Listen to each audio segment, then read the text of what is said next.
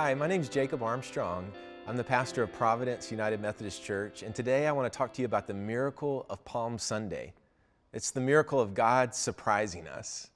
And to do that, I want to tell you about Lucas. In the hours after Lucas was born, he suffered a massive stroke that paralyzed his entire right side. It was 5 days before he was stable enough for the doctors to run the necessary tests to determine what happened. And once they knew, the prognosis was dire.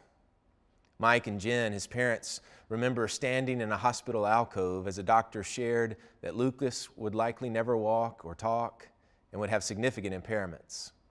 They prayed that God would heal him. Listen to Mom Jen's description of this healing prayer. She said, "I admit that the healing I prayed for in those first horrible days is not what we have seen. I wanted that instant lightning bolt kind of change, but what we have received over these past 12 years is more like a gentle rain, steady, restorative, and sometimes messy." A couple of years later, Lucas had another setback. Seizures began to escalate and couldn't be controlled by medicines. Lucas had major brain surgery. They spent weeks in the hospital and were released just days before Easter. Lucas started to talk. He began to scoot around on the floor, and when he was almost 4 years old, he pulled himself up to stand on Christmas morning. Lucas is now known for his remarkable spirit.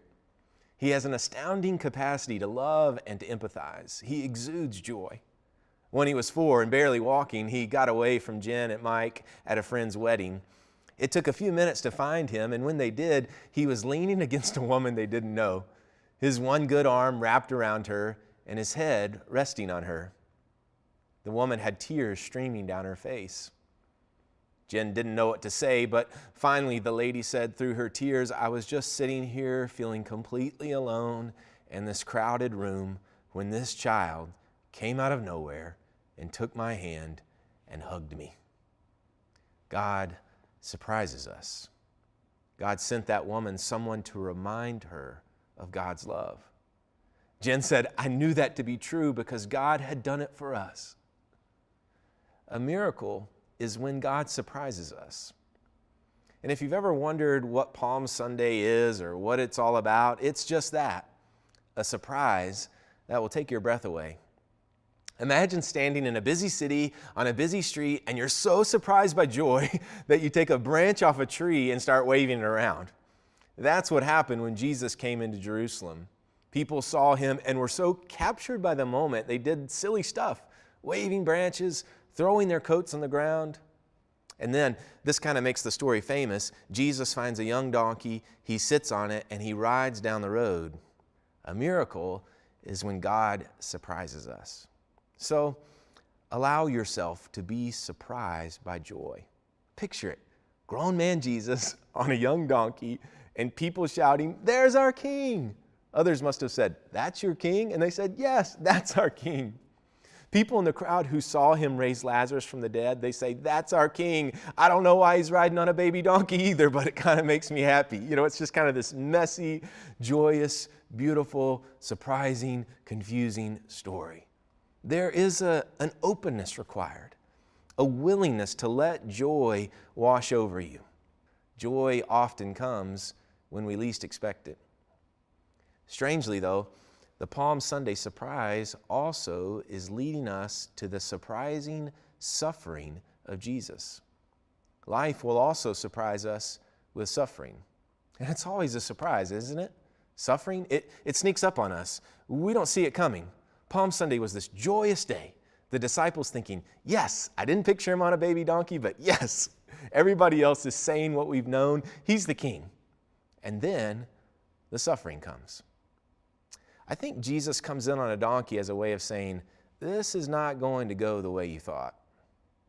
Jesus on the donkey is riding to suffering. Nobody knows it. It's surprising, but that's where he's headed. Why? To let us know we will never suffer alone. To let us know our suffering is not without meaning. Lucas's family has suffered. I love telling Lucas' story, but it's been hard. But they've not suffered alone, and their suffering is not without meaning. In 2 Corinthians, it says that our light and momentary troubles are achieving for us an eternal glory that far outweighs them all. Why were all the people on the streets that day? Because the crowd of people who had mourned Lazarus' death had told them, you need to see this guy. Their suffering had led to this great proclamation of Jesus as king. And then when they go out to see the king, they instead see the picture of humility. Palm Sunday surprises us with humility. Jesus on a donkey leads to Jesus washing feet, which leads to Jesus on a cross. As Jesus humbles himself to death on a cross, understand that will mean a humbling for us. A couple of years ago, Lucas didn't want to go to church anymore, and I'm Lucas's pastor. Anybody had a kid or a spouse who didn't want to go to church? Yeah, Lucas just didn't want to come. He made it difficult for everyone else to get there. And finally, in desperation, one morning before church, his parents asked him, why? Why don't you want to go to church?